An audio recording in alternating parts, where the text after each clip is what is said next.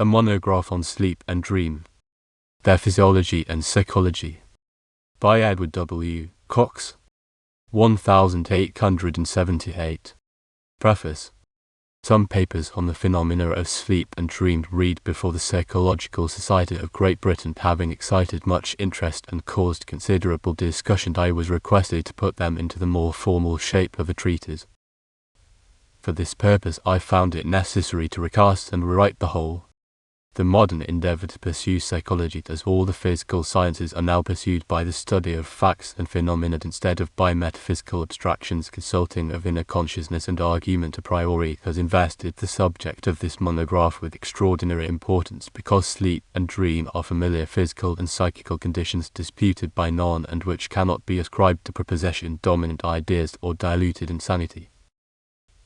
Therefore a profound, fearless, and searching investigation of their characteristics, causes, and operations could not fail to throw a flood of light upon many of the seeming mysteries of mental philosophy and psychology, promising a solution of some most difficult problems of life and mind, and revealing to us, as do the phenomena of dream, much of the structure and action of the mechanism of man.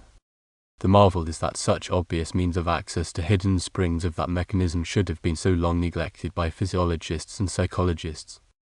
In dealing with the subject so old and yet so new, I can do little more than suggest explanations of phenomena. I do not venture to assert them. Those suggestions are submitted to the reader to induce him to think, and to subjects for further examination and discussion, rather than as dogmatic assumptions of ascertained truths.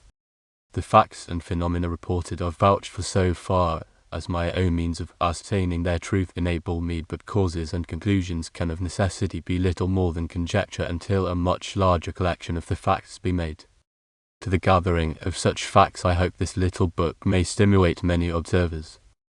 I shall deem the communication of them a valuable contribution to science and a favour to myself. Edward W. Cox. Chapter 1. What sleep is. Sleep is necessary to the health of the human organism. The mechanism of man depends for its sustainment and reparation upon recurring seasons of rest. The condition of sleep is probably a requirement of organic structure. So far as we can trace it, all animal life sleeps. There is almost conclusive evidence that vegetable life sleeps also. In this respect, organic structure differs from inorganic structure. Minerals do not sleep. Only things that have life sleep. Wheresoever life is, there is probably it is not proved a conscious individuality that goes to sleep. A sleep seems, so far as we can trace it, to be an attendant upon consciousness, a requirement in fact of nerve structure. The sleep of vegetable life would appear to indicate the presence of consciousness. But sleep is not a suspension of vital action. The processes conducted by the vital force continue their work in sleep, often more vigorously. The intelligence also is not wholly suspended in sleep. The functions of nutrition are performed even more perfectly than in the waking state. Rest appears to be required mainly for the muscular structure and for the nerve system that moves the muscles. The senses are often wholly, always partially sealed in sleep. But it is doubtful if this be the result of a requirement for rest by the senses. The more probable inference is that the suspension of the senses is necessary to the suspension of muscular action. Sleep therefore may be defined in general terms as the suspension more or less perfect of the action of the external senses, so that they cease to convey vividly to the mind the impressions made upon them. The action of the will is likewise suspended, so that it ceases to convey the commands of the mind to the body. Thus is the rest procured that is required for the body. The entire mechanism of the body and mind does not sleep, but only a part of it. In sleep the body performs all functions necessary for its continued healthy being. The mind dreams. The consciousness of the individual self is awake, for we note our dreams as they occur, believe that we are acting them, and remember them afterwards. Chapter 2. The physiology of sleep. Various conjectures have been advanced as to the precise physiological change that attends the condition of sleep. Some have located the source of sleep in the heart and others in the head. It was formerly a favourite theory that the action of the heart slackened, and then the blood flowing slowly through the brain caused a kind of congestion there. This was in fact to look upon sleep as a species of coma that produced unconsciousness by pressure upon the fibers of the brain. The later and better opinion is that sleep is produced by the reverse of this process, that it is not a state of congestion but of collapse, that the blood flows from the part of the brain that sleeps, which is thus left in a state of depletion with a consequent collapse of the brain fibers. Observation of the actual brain of a man who had been trapped and over a part of whose brain a movable silver plate was placed entirely confirmed this conjecture. In sleep the convolutions of his brain were depressed, when awake they resumed their normal form, when his mind was exerted they swelled visibly. Any reader who has been suddenly wakened may recall a sensation as of swelling of the brain by the blood rushing into it. This sensation was probably the result of the rapid erection of the flaccid brain fibers. Other facts strongly support this theory. When the action of the heart is stimulated by any excitement, mental or bodily, sleep will not come. So long as the brain is busy we court sleep in vain. To induce sleep we apply remedies that tend to draw the blood from the brain to the extremities. A full meal engenders sleep, but not, as formerly supposed, by congesting the brain, but by attracting the blood to the stomach and so depleting the brain. Rapid motion in a cold wind causes drowsiness when warmth is restored. Why? The blood is borne swiftly back to the surface of the body and quits the brain. Many other instances will readily occur to the reader. Note in another the process of falling asleep. The eyes move more and more slowly, the eyelids descend, the head nods and droops, the limbs relax, the book falls from the hand. Usually before positive sleep occurs involuntary endeavours at resistance are made. The eyes open with a stare. Consciousness is regained with an effort and the start. The thread of waking thought is resumed. But it is for a moment only. Again the head nods, the eyes blink and close, the limbs relax. He is asleep. What are our own sensations when we go to sleep? Thought wanders. Ideas come straying into the mind unbidden and with no apparent association. External objects grow dim to the eye and sounds fall faint upon the ear. The communications of the senses to the brain are dull and uncertain. We are conscious that the power of the will is relaxed. We strive to retain it. We recover it by an effort. We resume the work on which we were engaged. Vain the struggle. The thoughts wander still. The unbidden pictures flit again before the mind's eye. We are conscious of the relaxation of the limbs and the closing of the eyelids. Then we cease to be conscious of external existence. We sleep. But we are not conscious of the act of falling asleep, for itself is a suspension of consciousness. With some sleepers, sleep is, as they affirmed, a condition of entire unconsciousness. These tell us they have no sense of existence until the moment of waking, and that however protracted their slumber, the moment of waking is to them as the moment after having fallen asleep. It is impossible to contradict those who thus affirm, for their mental condition in sleep cannot be read. But if a judgment may be formed from their actions in sleep, as talking and motions of the limbs, the probable explanation will be that they dream but do not remember their dreams. All dreams vanish from their memories as some dreams vanish from the memories of those who habitually dream. If we observe the aspect of a sleeper, we note the features placid, the breathing regular, the pulse soft, and even the limbs relaxed, the skin moist. Occasionally there are quiverings of the limbs and expressions of the face which betray the presence of mental emotions. This is the physiological condition of sleep. We turn now to its mental condition. Chapter 3. The mental condition of sleep. Of all the phenomena exhibited in psychology and mental physiology, there is none more marvelous than that which is presented to every one of us every night. It only does not astonish us because it is so familiar. Perhaps the reason why so few have given a moment of reflection to its marvels is because they are seen so often. When the attention of the reader is more closely invited to these phenomena, he will doubtless be surprised to find what a world of wonder is open to him. The passage from waking to sleeping is momentary. The closest observer of his own mental action fails to note it. But what a change is made in that moment! A complete mental revolution has been effected. The man himself has changed entirely. He has ceased to be a rational being. He is almost wholly severed from the external world which exists for him no longer. His will, which is the name we give to the expression of the conscious self, is paralyzed. He has ceased to command his thoughts and his emotions. He has no control over his limbs. With the sole exception that he dreams, he is but a breathing clod. Of the forces that move his mechanism, life alone is active, working steadily and harmoniously as before. As we shall presently see, the other forces that move and direct the mechanism, the forces of mind and soul, are not inactive, but they have withdrawn from their waking work. They exist and their existence is manifest, but they have ceased to control and the mechanism has ceased to obey. Some proof this, is it not, that these psychic forces are distinct from the vital force and from the physical forces and have another origin. These phenomena of sleep supply further and most cogent evidence of the fallacy of the contention of the materialists that the vital force alone governs the mechanism of man, and that all the forces that direct the mechanism are generated within the machine. In sleep, the vital force continues to do its normal work. At the same moment, some other force or forces are engaged in doing abnormal work, thus establishing the fact that some force or forces other than the vital force or the physical forces are employed in moving the mechanism of man. Pause to think for a moment, what is this wonderful mental change that in a moment converts the man into something less than a mere animal, into little more than a senseless vegetable? What then is the mental process of sleep?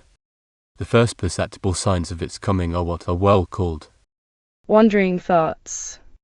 The will resigns its controls at first fitfully, then at intervals continually diminishing. Nevertheless, the will strives to retain its hold upon the brain, then relaxes, then seizes it again, but with ever-lessening power. Attention To the subject before the mind wanders is recalled, wanders again, and then ceases altogether. With this relaxation of the will, and consequently of attention, which is an effort of the will, ideas begin to flow unbidden into the mind. At first they are banished almost as soon as they appear, but presently they return and disturb the train of waking thought, then they mingle with it, then they put it all together to rout and usurp its place. At the beginning we are competent to sever the intruding ideas from the true ones, and we make an effort to banish them if we desire to be wakeful. But they return ever more vividly and persistently until at length they take possession of the mind. If we are courting sleep, we welcome the intruders and willingly resign the control of our thoughts. In either case, the state of actual sleep occurs at the instant when the will ceases to work and attention ends. Then begins the condition of dream, to be treated presently. Our business now is to trace so far as we can the mental change that attends the condition of sleep. The phenomena just described are the action of the mind in the process of falling asleep. The state of sleep presence of the features. The mental condition of sleep apart from dreams is very remarkable and should be carefully noted and remembered by the student of psychology. The senses are suspended, but not entirely. They are rather dulled than paralyzed. We hear but imperfectly, and we are unable to measure the sound. Often a loud noise is not heard when a whisper wakens, or a slight sound seems to the sleeper like the report of cannon. The sense of touch is only dulled, as we know, by the manner in which it influences dream. Whether the sense of sight ceases entirely we cannot know, because the eyelids fail the eyes and external impressions are consequently not made upon them. Taste and smell are dimmed but not effaced. Chapter 4. The seat of sleep. These facts point to the conclusion that the partial paralysis to which the senses are subjected in sleep does not occur at the points of communication with the external world, but somewhere between the extremity of the sense nerves and the brain, or at the points of communication between the brain and the conscious self. There can be little doubt that impressions are made upon the nerves in sleep as when we are awake. There is some evidence that the impressions so made are conveyed by the afferent nerve to the ganglion at the base of the brain hemispheres. The experiments of Professor Ferrier have proved this ganglion to be the center upon which the sense nerves converge, that to this center those impressions are conveyed and thence are transmitted to the brain hemispheres, or at this point the hemispheres of the intelligence receive notice of their presence. In sleep the brain is unable to convey its commands to the body. The nerves do not obey. Something that operates between the brain and the nerves and which was active in the waking state is inactive in sleep. What is that something? It is the will. The will has ceased to act, and thus the body has ceased to be controlled by the mind. This is the process by which the needful rest of the body is brought about. Here the question comes in what part of the mechanism does the change occur that thus causes the suspension of the power of the will and the partial severance of the conscious self from its normal control of the body? How does sleep accomplish so great a revolution? If the whole mental mechanism were inactive in sleep, this question would be answered easily. We should say, the entire of the brain is sleeping and therefore the whole mechanism is at rest. The motive forces that move and direct the machine in its waking state have ceased for a time from their work and the structure stands still. but that is not the condition. All the forces have not ceased from their work. The vital force continues in full activity, keeping the machinery in motion and performing the work of nutrition, reparation and growth. The mind is not at rest. The phenomena of dream directly contradict such a conclusion. The whole mental mechanism is certainly not at rest. A part of it is very busy. The hemispheres of the brain are not sleeping or sleeping but partially. They are enacting dreams. They are in truth working with infinitely greater speed and power when we are asleep than when we are awake. If then the brain hemispheres are waking above and the body is sleeping below, the communication between them must be severed by sleep at some part of the mechanism below the brain hemispheres, which are the mechanism of the intelligence and the point where the brain branches into the nerve system, which is the mechanism by whose action the vital force forms and sustains the organic structure. That point is obviously the point at which the will exercises its power of control over the body. Thus does this inquiry into the psychology of sleep and dream promise to throw light upon that mysterious part of the mechanism of man.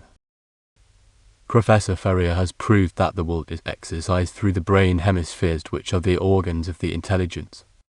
In the waking and normal condition of the structure, the will commands and controls the body. In sleep and other abnormal conditions, the will ceases to command the body. Between the brain hemispheres and the nerves that move the body, something seems to be interposed, which either paralyzes the will or ceases to transmit its commands. What is that something? Anatomically, we find two ganglia, one being the center upon which the nerves of the senses converge. We know also that in sleep the senses cease to transmit their impressions, or do so but dimly. The conclusion is that the seat of sleep is in this ganglion. Because that is slumbering, the commands of the will cannot be conveyed from the brain to the body, nor can the messages sent by the senses from the body be conveyed to the brain. It is a moot point if the entire of the mechanism of the brain or parts of it only, and if so, what parts fall into the condition of sleep. But however that may be, there can be little doubt from the fact stated above that the ganglion at the base of the brain hemispheres is the seat of sleep. It is certain that the entire of the two brain hemispheres does not always sleep or dream, could not be. Whether the ganglion that interposes between the cerebral center and the body and whence streams the nerve system succumbs to sleep, we have no certain knowledge. The presumption is that it does not, for the nerves whose office is to sustain the functions of the vital organs do not sleep. Why they need not the rest that is required by other parts of the mechanism we do not know. Rest appears to be necessary for that portion of the mechanism only that is subject to voluntary action. Where the will controls, the repose of sleep is required for all structure subjected to it. Why does the nerve system that moves the mechanism of the body sleep? The bonds that link brain and body are relaxed. The will has ceased to control either of them. The material form is at rest. But it rests only because the power of the controlling will is paralyzed. All involuntary actions continue, and with the more regularity and efficiency, because they are not subjected to the disturbing influences of the will. And what is this potent will? The will is merely the expression of the conscious self, the power which the conscious self exercises over the material mechanism of the body and through the body upon the material world without. Chapter 5. Of Dream. As already stated, at the first approach of sleep we are conscious of an ability so to control our thoughts as to keep them in the orderly train they had been pursuing previously. Ideas come uncalled for. Pictures rise before the mental eye and vanish instantly. Other pictures intrude, having no apparent association with their predecessors. They enter and pass before us unbidden. The mind falls into confusion. There is entanglement of the threads of thought. Even while the eye is yet open, the objects on which it gazes fade and vanish. Sounds fall faintly upon the ear and die away. The vision of the mind grows dim or is eclipsed by other and summoned pictures, often altogether incongruous, which blend with the picture present, then melt into it, then usurp its place, and then are in their turn displaced. We are conscious that we can no longer control the movements of the mind. Momentary resistance to the influence but provokes its more vigorous return. For an instant we wake with a start to consciousness of the external world. If we desire to resist the coming on of sleep, we exert the will fitfully, start into waking life for a few moments, contract the relaxed muscles, open the drooped eyelids, stare with a peculiar expression of imbecile amazement, strive to look as if we had not been surprised by sleep, and for a while the mind resumes its normal action. But soon again the thoughts are dislocated and replaced by a swarm of yet more dissevered ideas. We feel again the dropping lid, the relaxing muscle, the nodding head. Strive as we may, we are unable to note the moment when unconsciousness begins. We remember falling asleep, but we do not remember it, and no human being has ever yet remembered the very act of going to sleep. The mental condition of falling asleep resembles very closely the dissolving views at exhibitions. So do the pictures of the mind steal into the field of view and mingle and melt away, nor can we discover where one ceases and the other begins, so imperceptibly do they glide in and blend. We sleep. What is then our mental condition? It is a condition of partial unconsciousness. In this respect it differs from the condition of coma and of trance, in which there is entire unconsciousness. In the most profound sleep perfect unconsciousness never prevails. Impressions may be made upon the senses of the soundest sleeper that will waken him. The degree of oblivion caused by sleep varies immensely with various persons and with all persons at various times. Some are light, and others heavy sleepers. Some are wakened by the slightest noise or the gentlest touch. Others will slumber though rudely shaken or while cannon are roaring. It is a remarkable fact, not yet sufficiently explained, that a whisper will often waken a sleeper by whose side a gun might be fired without disturbing him. Others will answer aloud to questions whispered to them when sleeping, and there are recorded cases of conversations being thus stained and inconvenient revelations made by the sleeper which have astonished him on their subsequent repetition, there being in such case no after memory of the dialogue so strangely conducted. The senses therefore are but partially sealed in sleep. They are dulled, not paralyzed. They convey imperfect sensations, or the sensations conveyed are imperfectly perceived, we know not which. As will be shown presently, they more or less influence mental action. They suggest dreams, but their reflex action has ceased. The nerves that convey the messages to the brain are sluggish. The nerves that convey the consequent message from the brain to the body are for the most part inactive. The aspect of the sleeper to the observer is that of unconsciousness. There are occasional motions of the limbs, but these are involuntary. He seems dead to the external world and to have ceased from active life. Nevertheless, while that form is so still and seemingly so senseless, while consciousness of a world without is suspended in this sleep that has been called the twin brother of death, the senseless sleeper is making a world and living a life of his own within himself. That brain is not sleeping with that body. It is awake and busy, but often more busy than when the body is awake. It is enacting whole dramas, living new lives, wandering away among worlds of its own creation, crowding into an hour the events of years, doing, saying, seeing, hearing, feeling, even while we gaze 100-fold more than the waking senses could possibly convey or the waking frame perform. Is it not marvelous when we thus think of it? Would it not be pronounced incredible, impossible, the narrator a rogue and vagabond? The believer a credulous fool, were it not that it is a fact familiar to all of us. Is it not in itself as marvelous as any of the phenomena of other abnormal mental conditions, which are received with such incredulity and ridicule only because they are of less frequent occurrence and less familiar? But before we pursue the inquiry into the phenomena of dreams, it will be necessary to describe the material mechanism by the operations of which those phenomena are produced. This will be properly the theme of a distinct chapter. Chapter 6. The material mechanism of dream.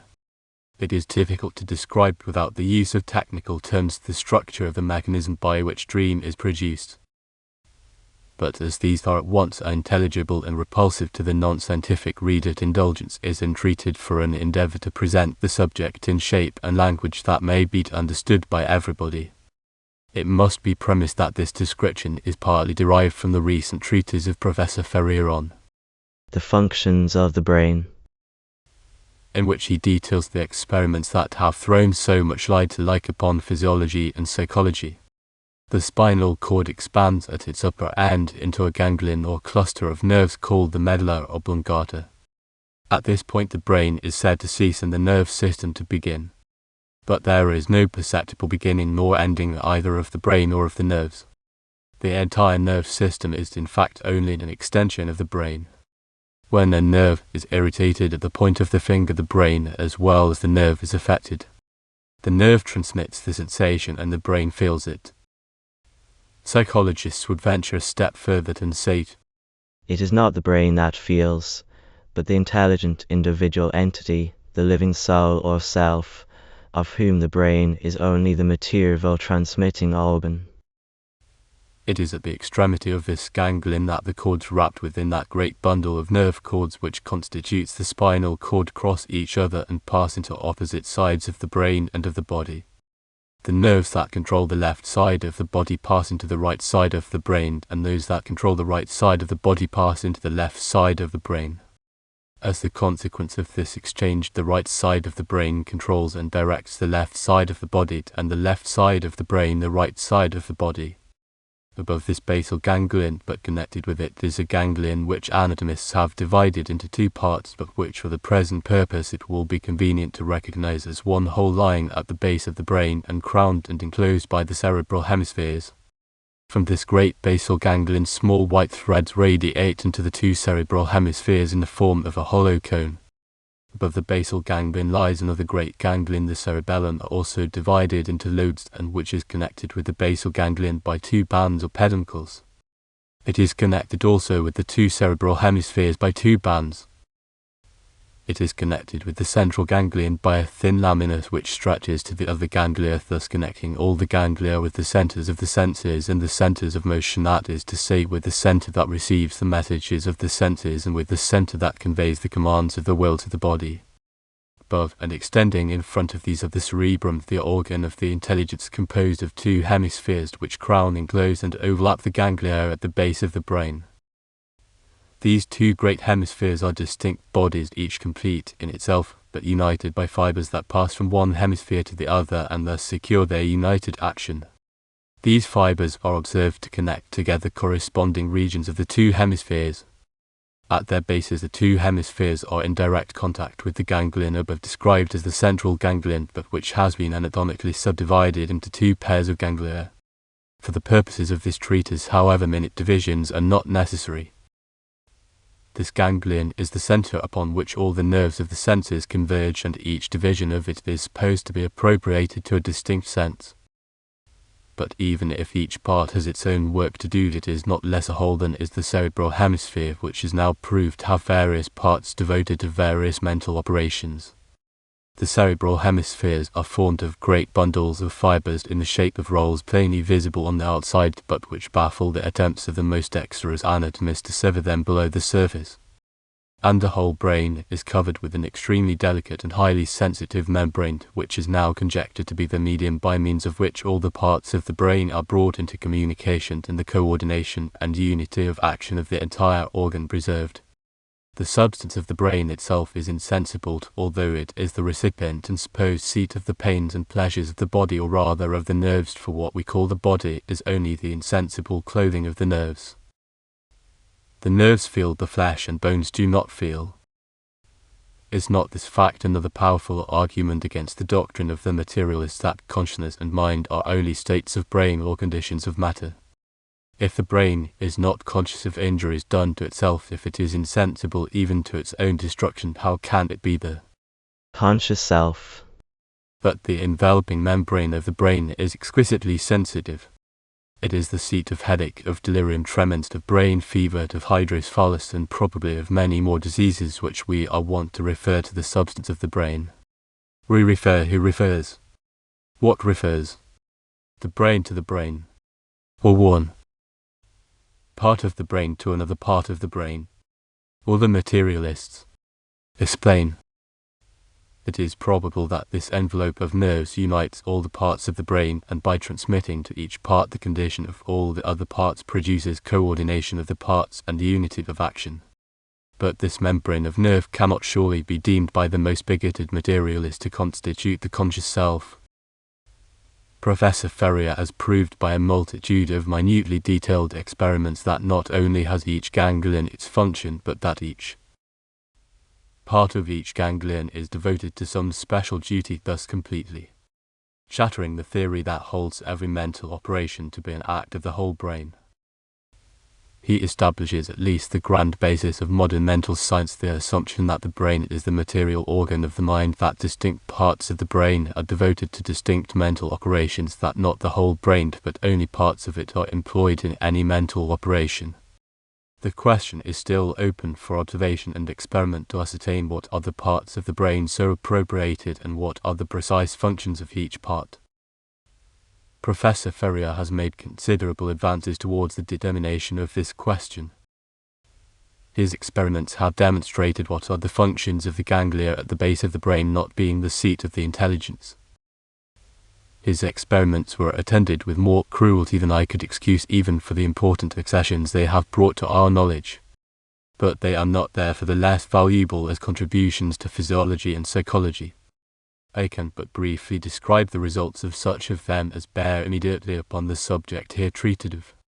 Let me, however, first confirm by the authority of Professor Ferrier the proposition I have ventured to advance as to the various functions of various parts of the brain.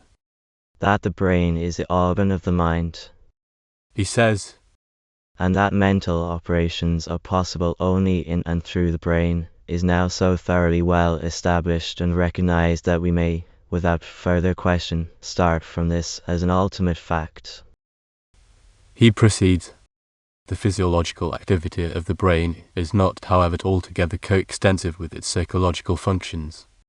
The brain as an organ of motion and sensation or presentative consciousness is a single organ composed of two halves. The brain as an organ of ideation or representative consciousness is a dual organ, each hemisphere complete in itself. When one hemisphere is removed or destroyed by disease, motion and sensation are abolished unilaterally, but mental operations are still capable of being carried on in their completeness through the agency of the one hemisphere. The individual who is paralyzed as to sensation and motion by disease of the opposite side of the brain, say the right, is not paralyzed mentally, for he can still feel and will and think and intelligently comprehend with the one hemisphere. If these functions are not carried on with the same vigor as before, they at least do not appear to suffer in respect of completeness. As the object of this treatise is not anatomy but psychology, it will be unnecessary to describe minutely the entire of the brain's structure. It will suffice for the present purpose to view the brain to be roughly sketched as having three well-marked divisions, each with definite and distinct functions. The ganglia at the base of the brain govern the actions of the body. The ganglia in the center of the brain are the recipients of the impressions made upon the senses and thus connect us with the external world. The two hemispheres at the summit of the brain are the organs of the intelligence. Professor Ferrier's experiments were made with the view to ascertain whether the theory of Dr. Carpenter is true, that the whole brain works in each mental action, or if the phrenological doctrine be the true one, that the several parts of the brain have several and distinct functions. Dr. Carpenter had prematurely boasted that he had killed phrenology. The boast would have been justified if his assertion, for it was merely a dogma, not a proved fact, had been found to be true. But Professor Ferrier's experiments have decisively disproved the boast of Dr. Carpenter and killed his theory of mental unity. The experiments were conducted chiefly with monkeys and dogs. The former were the most valuable because the brain structure of the monkey is almost identical with that of man. The experiments were certainly cruel, and I should object to procure even such valuable knowledge at such a price. But as it is obtained, we may use it.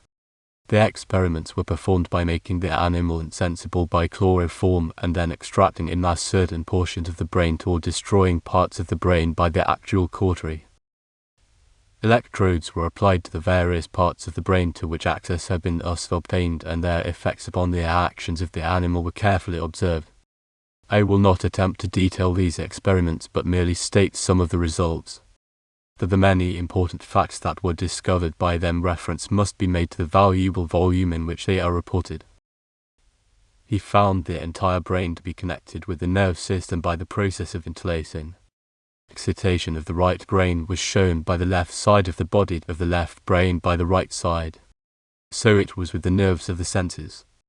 Whether the like structure exists in the duplex organ of the intelligence he could not trace, because the mental results were incapable of being expressed by experiment upon animals who cannot tell us what are their emotions. But he entertains no doubt that the same structural scheme is observed in the action of the two hemispheres also. The great ganglia at the base of the brain, whether excited by electricity or destroyed by cautery, yielded the same result. They proved beyond doubt that their function is to direct the actions of the body under the peculiar conditions of its duplex structure, that is to say, to formation by two distinct and not wholly similar halves joined together and requiring community of action. This process of separate action for each part combined with motion in coordination, that is to say, the regulation of the motions of the limbs so that the two halves of which the body is builded may act in definite relationship, was found to be the special business of those basal ganglia, any disturbance in those ganglia being attended with imperfect movements of the body, even to the extent of causing the animal to walk in a circle, to having lost entirely the power to walk straight. The results of this ingenious experiment are extremely curious and throw great light on the physiology of locomotion. The second division of the brain, lying in its centre, overlapped behind by the cerebrum, resting on the centres that direct body actions and dominated by the hemispheres that are the organs of the intelligence, is shown by these experiments to be the centre upon which the senses converge. To this common centre the impressions made upon the senses by the external world are conveyed. The experiments seem to indicate that a distinct ganglion is devoted to each sense, although all are united in one mass for the common purpose of reception of the information they bring. The destruction of different parts of this brain centre is found to be followed by the loss or impairment of different senses. It was found also that this part of the brain was duplex like the other parts, for destruction of the right side of the ganglion caused paralysis of the senses on the left side of the body and vice versa. A question of much interest arises here. What is the precise function of this sense-receiving portion of the brain? Is it self-perceptive of the sense impressions brought to it, or is it merely the medium for transmitting those impressions to the hemispheres above? That in health it does communicate to the intelligence the same impressions that it receives there can be no doubt, for we take cognizance of them in almost every mental act. We know also that when the brain is diseased, false impressions are conveyed to the intelligence. But in exploring the psychology of sleep and dreams, it would be of great advantage to ascertain if the same receiving portion of the brain is an active or merely a passive agent. The experiments of Professor Ferrier are almost conclusive upon this most important point. He removed the two brain hemispheres of a monkey and of a dog. The animals lived and appeared to enjoy health, but they had lost intelligence. They had not, however, lost the use of the senses, and they were manifestly conscious of the impressions brought by the nerves of sense. The external world continued to exist for them and was perceived by them as before the organs of the intelligence were removed. But when the central division of the brain was taken away and nothing left but the lower lobes that govern muscular motion, all the senses ceased to act, or consciousness of action had ceased. Nevertheless, the power of locomotion and the coordinate action of the limbs was preserved with very little loss of power. Above the central sense organ tower two hemispheres, two brains, each distinct and complete in itself and each capable to act without the other. The function of these hemispheres is that we term mental. They are the organs of the intellect and of the sentiments. Through them we think, reason and feel. Injury to parts of these injures more or less not the whole mind, but parts of the mind, certain mental faculties only. Destruction of the entire of these hemispheres is not death but idiocy. Let it then be clear in the mind of the reader when surveying the phenomena of sleep and dream and inquiring into their causes that for the purpose of such an outline of the physiology of the mind as this, the brain is to be viewed by him as having three marked divisions: the organ of the intelligence at the summit of the senses, in the centre of bodily motion at the base. There are many subdivisions of the brain known to anatomists and necessary to be known by the student of physiology, but these will suffice for the student of psychology. They are easily understood and readily remembered. In the waking and normal state, the whole brain is awake, all its parts acting in concert and preserving strict coordination. The reasoning faculties correct the senses correct their imagination, the intelligence controls the emotions give vigor to the will commands the entire mechanism of the body and expresses upon the external world the results of that combination of intelligent actions and emotions which we term the mind. In sleep, this relationship is changed. The reasoning faculties cease to correct the senses no longer correct the imagination, the emotions are unable to influence the will loses its command of body and mind alike. However, it may be in dreamless sleep. In the condition of dream, the entire mechanism certainly does not sleep. Some part of it is awake and active. What is that waking part? It is undoubted that the cerebral hemispheres are wholly or partially awake in the process of dream. In deep sleep, the sense ganglia are wholly asleep. In all sleep, the senses sleep, only sometimes not so profoundly as completely to exclude cognizance by the conscious self of the sense-born impressions. Sleep affects also the ganglia at the base of the brain that control the actions of the body. This, indeed, would appear to be the primary purpose of sleep. Sleep is obviously designed to give rest to the material structure, time for growth and renovation. It is for this reason that the will, which in the waking state directs the motions of the structure, ceases to control it during sleep. The will itself wakes, for we are self-conscious in dream, but in sleep the material mechanism does not obey the command of the will because itself is sleeping. The central and basal portions of the brain are therefore the seat of sleep. Unless they sleep, we do not sleep. If they sleep, we sleep, even although both brain hemispheres are at the same time wide awake. And this raises the question so important in the psychology of dream: do the brain hemispheres, that duplex organ of the intelligence, sleep wholly or partially, or do they continue to be awake while the sense brain and the body-moving brain are sleeping? This problem can be solved only by careful examination of the phenomena of dream. Suppose that Professor Ferrier could do with us as he did with the monkeys and dogs, take out a portion of the brain and it were possible to remove altogether the middle and basal sections, leaving the hemispheres alone in the skull. Would they sleep wholly or in part, or if awake, would they exhibit the phenomena of dream as they are now experienced? Contemplate, then, if you can, a duplex intelligent brain in a state of activity, but cut off from all communication with the external world through the media of the senses and from all control over the body, in fact an isolated self-acting, self-contained mechanism, the organ of intelligence and emotion. How would it work? First, it must be set in motion. Thus we are brought directly to the problem. What moves the mind? Why does this particular thought or feeling come into the mind at this moment rather than some other? The solution commonly accepted is that ideas come by suggestion. This means that ideas are, as it were, linked together, and consequently that when one idea comes, it is followed by certain other ideas which at some former time were connected with it. Probably the greater portion of the ideas that come to us apparently without such association are suggested by some impression brought by the senses but received by the sensorium unconsciously to ourselves, and that thus the train of thought he started. If it be so in one waking time, when the mind is busy with a multitude of impressions flowing in upon it from every sense, much more is it likely so to be when the impressions made by the senses are few, as is proved by the experience of every reader. In sleep, the slight sound falling upon the ear will suggest a dream of roaring cannon or rattling thunder. But the idea once suggested draws after it whole trains of associated ideas, and these ideas excite the emotions precisely as they would have done had they been brought by the senses in a waking state. Thus far, then, we learn that the faculties which produce what we call ideas and sentiments and passions are not asleep. Some, if not all of them, are certainly awake and as active as in waking life. The will, too, is not asleep, although powerless to command. In dream we will to speak and do, but the body does not obey the will. The efforts of the will to command the limbs to move as to escape from dreamed danger and the failure of the limbs to obey are often attended with consciousness of painful efforts made in vain. So far the phenomena of dream are consistent with the entire of the duplex brain organ of the intelligence being awake while the low portion of the brain is sleeping. Certainly it is difficult to conceive of parts of such an organ as the two hemispheres sleeping, relaxed and insensible, while other parts of it are awake and active.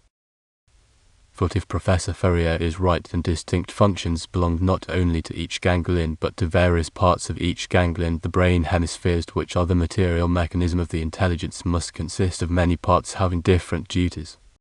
We know that anatomically these parts, if they exist, are in intimate connection, lying closely packed together, if not actually interlacing, and it is difficult to suppose that one part can be sleeping while its neighbour is awake, especially as sleep is attended, if not caused, by a depletion of blood from the fibres of the brain retreating from the entire hemisphere and not from parts of it. Nevertheless, there are characteristics of dream which appear to indicate a suspension of activity in some parts of the intellectual mechanism. Although perfectly conscious of the presence of the dream, we are unable to discover that it is not real. We cannot discern incongruities nor recognize impossibilities. The dead of long ago come to us and we are not amazed. We walk the waters and float in the air and are not astonished. Nothing is too impossible to be done and nothing too monstrous to be implicitly believed. We are in fact insane in dream. What is the solution of this problem? Some faculty that corrects the action of the mind when we are awake is certainly absent or paralyzed during dream.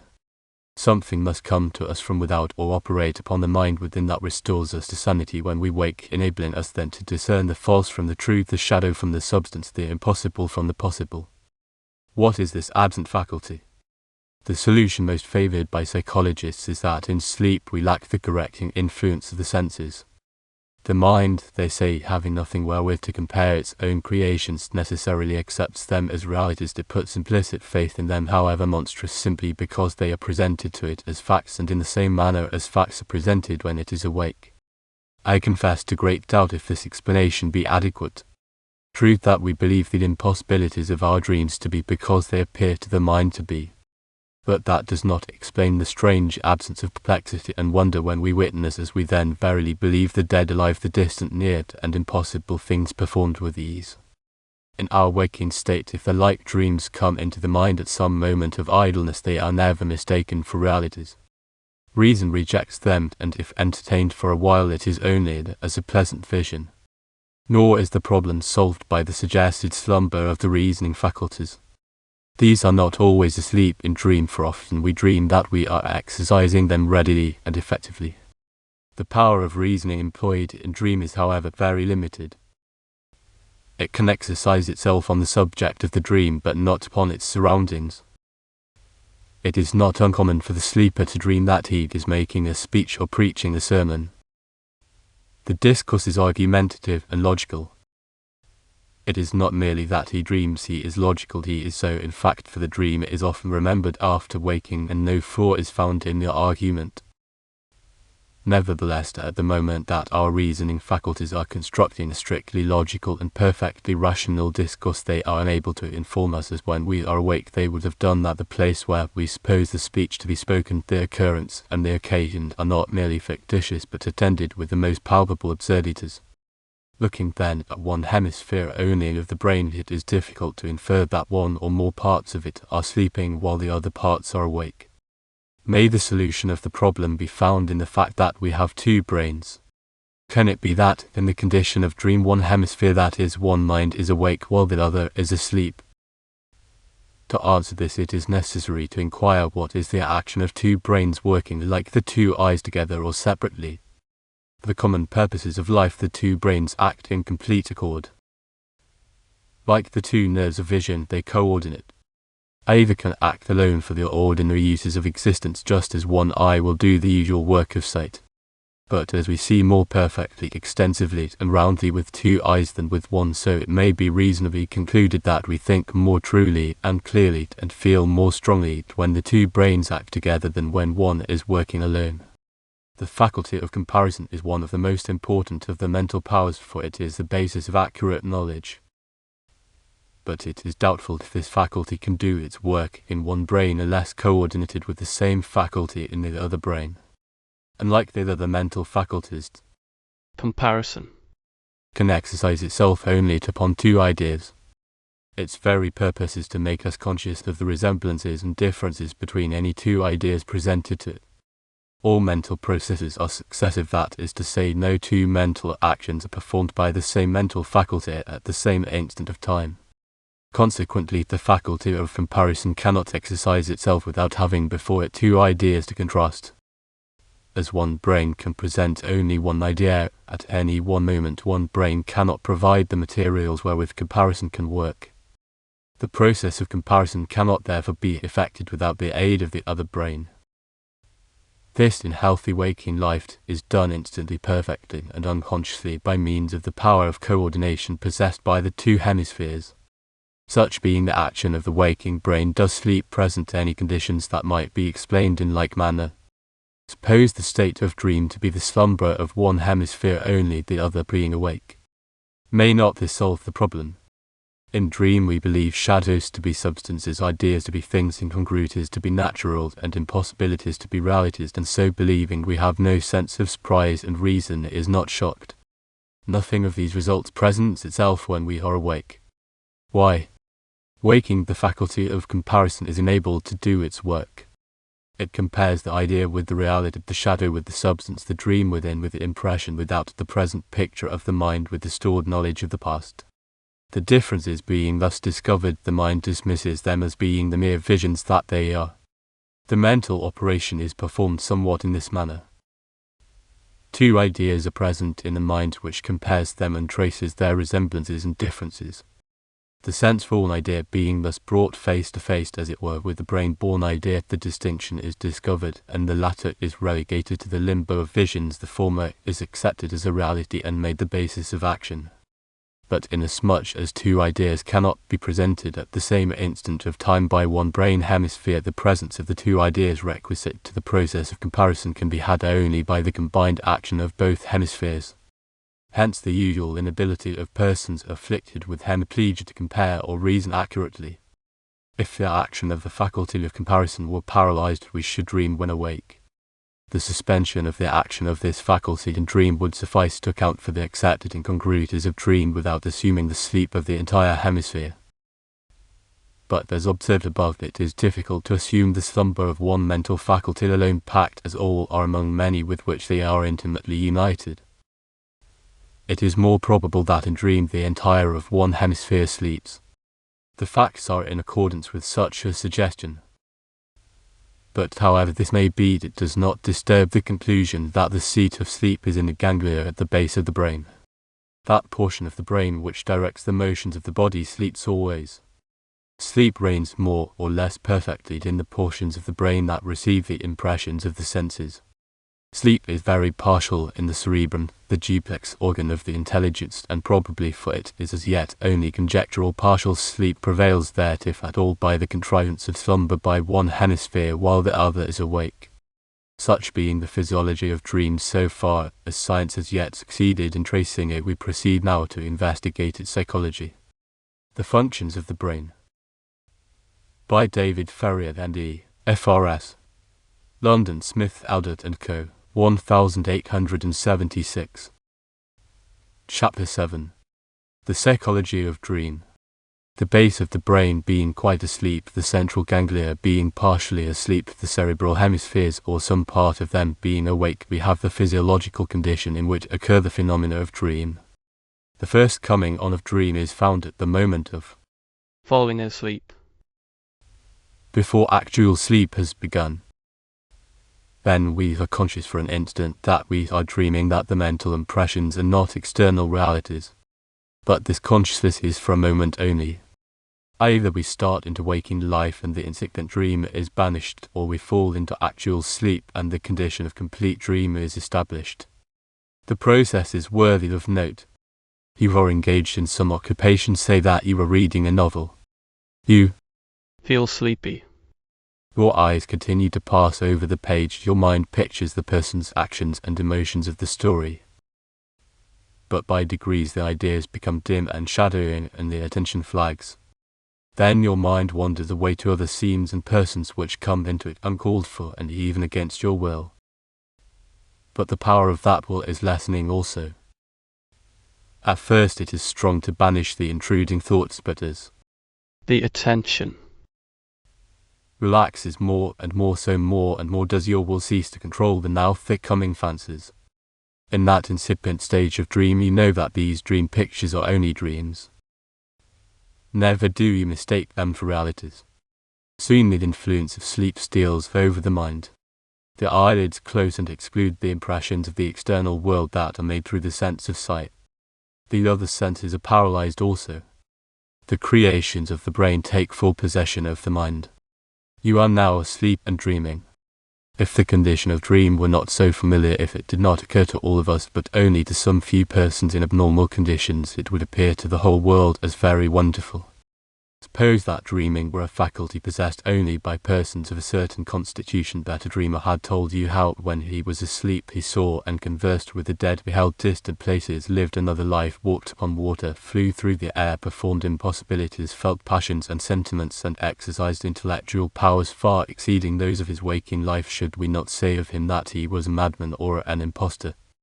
Would he not be prosecuted by the high priests of physical science as a rogue and vagabond, and sent to prison by the scientists or to an asylum by the doctors?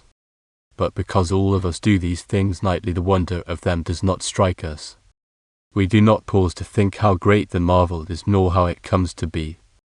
May I venture to hope that the reader will be induced to look upon this marvelous mental phenomenon with some curiosity, and hereafter to recognize in the phenomena of dream not only something to awaken curiosity, but something to command his serious attention, as being peculiarly fitted to reveal to the inquirer some of the mysteries of mind, its structure, its faculties, the manner of its action. The phenomena of dream open to us the path by which we may hope to make the first advances into the science of psychology, for they are facts known to all, disputed by none, and which even the materialists cannot deny. Happily, neither their vocabulary of abuse nor their weapons of prosecution and persecution can be directed against those who investigate the phenomena of dream. Their existence cannot be denied, nor can they be explained by attributing them to imposture.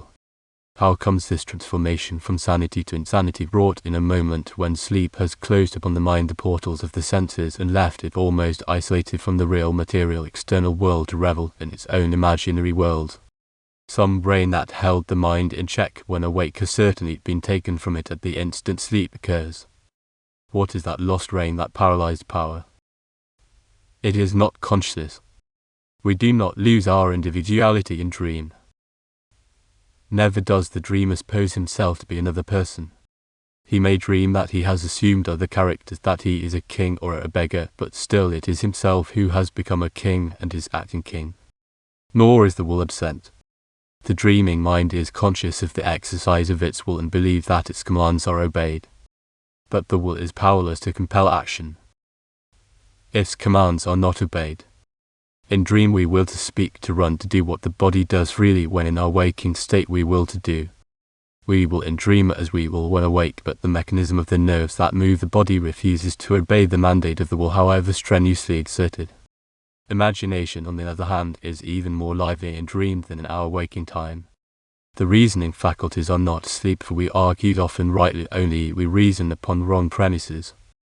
We accept the visions of the mind, the ideas presented to the conscious self, as being real, and then we reason upon them rationally. What lawyer has not often dreamed that he was addressing a logical legal argument to an approving court, and when wakened, remembering and reviewing that argument, has found it to be without a flaw? The emotions are not extinguished when we dream. The presentation of imaginary incidents which, if they had been real, would have kindled the passions in waking life, rouse those self-same passions to equal, if not to greater fury in dream. Nor is the passion fanciful. We do not merely dream that we are angry. Very real and hot anger is kindled by the fancy-born picture of the dreamed, as the reader will readily discover if he recalls the sensation that attends upon being awakened at the moment of irritation in a dream. It is with all the other passions and emotions as with anger. The incidents of a dream excite them as if those incidents were true. Wherefore? Because they appear to the mind to be true. Thus, by a process of exhaustion, we may hope to arrive at some knowledge of the cause of the special characteristic of dream, that is to say, the absolute belief we have in its reality during its enactment. The inquiry cannot fail to throw a great light upon mental structure and upon the relationship of the mind to the body and to the external world. The first fact we learn from observing the action of the mind when thus severed from communication with the external world is its perfect independence, its entire unconsciousness of its lost its capacity to create a world for itself and live a life of its own. If such a condition could be imagined as a mind continuing to live in a dead body, we might find in this phenomenon of sleep how the mind could exist in the same state of activity as now, feel the same emotions of pleasure and of pain, and enjoy a life as real to itself, although imaginary in fact, as is the actual existence of any living man. But it teaches a lesson yet more important. If the mind can thus live a life of its own when severed from the influences of the body by the paralysis of a section of the brain in sleep, is not the presumption strong that this something that does not sleep with the body, that preserves an individual consciousness, that has memory and a will, can create a world of its own and live and act in it with entire belief in its reality, and which has a perfect sense of pleasure and of pain, is not the material brain merely, but something other than brain, and of which the brain hemispheres are only the material mechanism? If the conscious self lives and works thus when the body is dead to it in sleep, may it not well be, nay, does it not suggest even a probability, that when permanent severance by death is substituted for the temporary severance by sleep, the same conscious self may continue to exist with other perceptive and receptive powers adapted to its changed conditions of being? Why, then, are we in dreams so credulous as to believe implicitly that whatever visions are presented to us by the busy fancies are realities? Why do we accept impossibilities and incongruities without a question of their truth, and scarcely with the sense of surprise or wonder? We have seen that it is not because the reasoning faculties are asleep, for often they are very active in dream. Simply it is because we accept as real and as having been sense conveyed, and therefore as representing external objects, the ideas that are in fact created by the mind itself. And wherefore do we thus accept them? The answer throws a flood of light upon the mechanism of mind and the mechanism of man. All our sensations are mental. Whether self-created within or brought from without by the senses, we are conscious only of the mental impression. That alone is real to us. That alone exists for us. But by what faculty do we in the waking state distinguish between the self-created and the sense-born ideas and impressions, so as to recognize the former as ideal and the latter as real? For instance, you think of an absent friend and you have in your mind a picture of him more or less accurate. You see your friend in person, and then another picture of him is in your mind brought to it by the sense of sight. Your perceptions of both are merely mental pictures. But nevertheless you readily distinguish them and call the mind-drawn image ideal and the sense-wrought image real, meaning by these phrases that the former has no objective existence, but the latter is actually existing without you. By what process is this result obtained? What enables you so to distinguish them? It can only be that you are conscious of the action of the senses. You feel that your eye is employed in the process. You have learned by experience that the actual presence of an external object is only to be accepted when the information of it is brought to you by one of your senses. Thus it is that when we are awake, the senses correct the action of the mind, and our capacity to distinguish the real from the ideal is due to the information given by the senses. It is plain now why in dream we believe the ideal to be real. The senses being severed from the mind by sleep, the mind has lost the instrument by which it learns when awaked what is shadow and what substance. As the necessary consequence, all ideas appear to it to be real because they are all alike. Inasmuch then as all the pictures that throng the mind were originally brought to it by the senses, it has no means when an idea comes before it of discerning whether it is a newly brought idea or only the revival of an idea already existing in itself. Hence it is that the mind cannot but accept all its self-creations as realities, and when these are combined in a connected drama, the whole is viewed by the conscious self as an actual adventure of the body, and not, as in the waking time it would have been viewed, as merely a creation of the busy fancy. But the conclusion from this is that there is a conscious self distinct from the brain action which it contemplates and criticizes. That in fact we have souls. or rather that we are souls clothed with the molecular mechanism necessary for communication with the molecular part of creation in which the present stage of being is to be passed. Chapter 8. The phenomena of dream. Such being the physiology and psychology of dream, that is to say, the conditions of the bodily and mental mechanism under which the phenomena of dream are presented, let us observe those phenomena and from the facts noted endeavour to learn what light is thrown by them upon psychology. A mental state so strange and abnormal cannot fail to assist in the solution of that great problem of the mechanism of man which it is the vocation of psychology to solve. Is that mechanism moved or directed by any but the self-generated force? Is it compounded of any but the tangible material structure? Does soul exist, and if it exists, what is its relationship to the body? A dream is not a confused crowd of disconnected ideas. It is a succession of associated incidents more or less orderly, even when incongruous, improbable, or even impossible. The mind of the sleeper constructs a drama, often having many parts played by many persons, but always himself is one of the actors.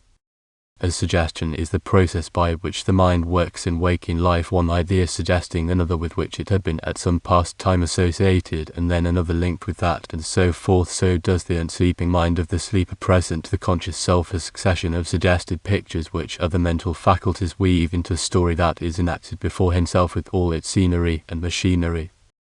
And this drama is not performed in dumb show or in pantomime merely, but it is a drama spoken as well as acted by the players, men, women, or animals, who appear to the dreamer to play before him and with him their several parts as perfectly as they would have been enacted in actual life. Hence we learn that in dreams, as in the waking state, the mind acts in obedience to the laws of mind.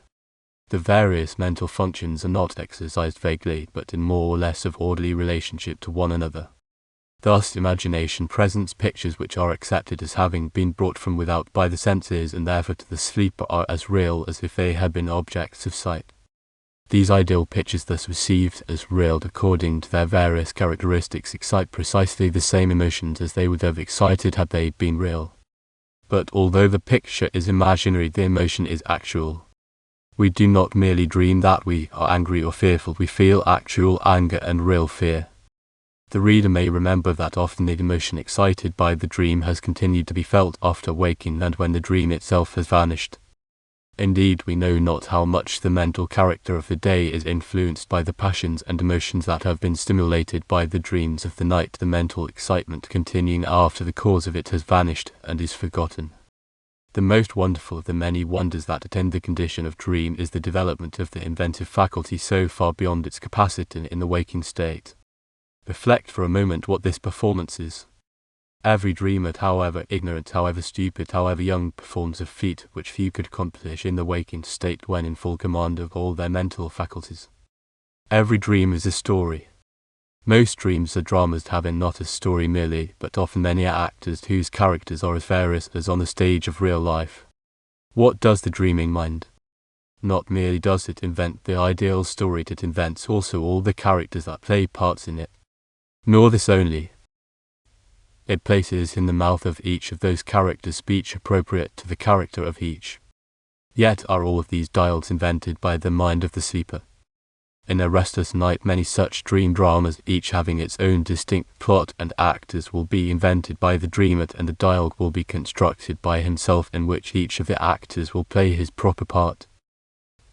Strange as the assertion may appear, it is a fact which a moment's reflection will confirm, that the ignorant ploughboy in his dreams has made more stories and invented vastly more characters to enact them and constructed more appropriate dialogues for those characters than the most copious dramatist or novelist, more than Shakespeare himself.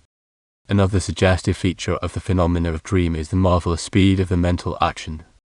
Working untrammeled by the slow motions of the body, the dreaming mind sets at defiance all the waking conceptions of time.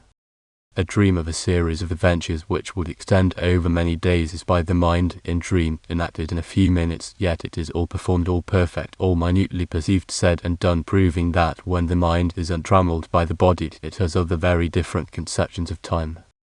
May it not be that time as counted by our waking thoughts is in truth the ideal time, and that mental time as measured in dream is the real time? Not long ago I was enabled to apply some measure to this remarkable difference between the action of the mind independently of the body and its action when conducted through the slow-moving mechanism of the body. Called at the usual hour in the morning, I looked at my watch and in about 2 minutes fell asleep again. I dreamed a dream of a series of events that in their performance occupied what the mind conceived to be a whole day, events in which I was an actor and played a part that would have occupied a day in actual doing. Waking suddenly with the influence of the dream upon me and the memory of it full before me, I looked at my watch again, thinking that I must have been sleeping for an hour and had lost the train. I found that, in fact, I had been asleep but 4 minutes. In 4 minutes my mind had passed through the history of a day, had invented that history and contemplated it as a whole day's action, although it was in fact a day's work done by the mind in 4 minutes. This may give us some conception of what is the capacity of the soul for perception and action when, if ever there is a falling away from it of the cumbrous bodily material mechanism through which alone in its present stage of evolution it is adapted to communicate with the external material world. Another phenomenon of dream is exaltation of the mental faculties generally. Often there is an extraordinary development of special faculties in special dreams. A proof of this is found in the fact already noted that dream itself is an invention of the mind whose then capacities far exceed anything of which it is capable when the body is awake and imposing on it the conditions of its own slope because material, that is molecular action. Not only do we invent the dream, but we act it in thought.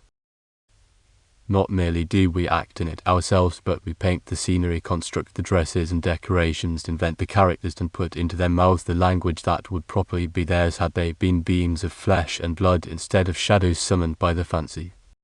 Almost every faculty of the mind must be exercised upon such a work. Even the waking mental condition will not enable us to do this. If you doubt, try it. Set yourself to invent a dream and describe it on paper, making each one of the personages with whom you have peopled it talk in his proper character. Unless you are a skillful and practiced dramatist, you will find yourself wholly at fault. Remember that what you in the full possession of your intellect have failed to do, the most ignorant and stupid do every night, and you will begin to measure this marvel of the exaltation of the mental powers that attends upon the condition of dream. If you indulge in the pleasant but dangerous practice of reading in bed, have you not often, on closing the book, extinguishing the candle, and turning to sleep, continued in a state of dream to read on, believing that you were still reading the book? But what was the fact? Your mind was then composing all you dreamed that you were reading. It was inventing a continuation of the argument or narrative or whatever you may have been perusing when sleep stole upon you and you lapsed into dream. Have you never dreamed that you were preaching a sermon or reading aloud or composing music or singing a song? Probably in your waking state you could do neither. In dream your mind does it all without a conscious effort. Nor is it, as some have suggested, merely a fancy that the mind is so acting and not a positive action of the mind. If wakened while so dreaming, the argument, the speech, the song will recur to the waking consciousness and become a positive memory capable of being subsequently recalled. Sometimes the dream vanishes after an interval and cannot be recollected by any effort of the will, although it may recur in dream long years afterwards. In this manner Coleridge composed that beautiful fragment of a poem, Cobly Can. His mind had wrought the whole in a dream. Suddenly waking with a vivid impression of that dream, he grasped a pen and began to write the remembered rhymes of what had been a long poem, although composed in dream with the speed at which the mind works when untrammeled by the conditions of its material mechanism. He seized pen and paper and had set down the beautiful lines that have been preserved when he was interrupted by some matter of business. On his return to resume the work, the dream had vanished, and the world to its great loss has received nothing but the exquisite fragment we read now. This mental exaltation, so frequent in dream, is recognized in some familiar practices, the reason for which is perhaps not known to those who resort to them. In our school days, a lesson was best learned by reading it when going to bed. It was then easily remembered in the morning. The advice so often given when a matter of moment is presented to Sleep upon it. Is a recognition of this higher mental action in sleep. The mind seems in sleep unconsciously to work upon the idea presented to it, and we wake with clearer conceptions and larger views of the pros and cons.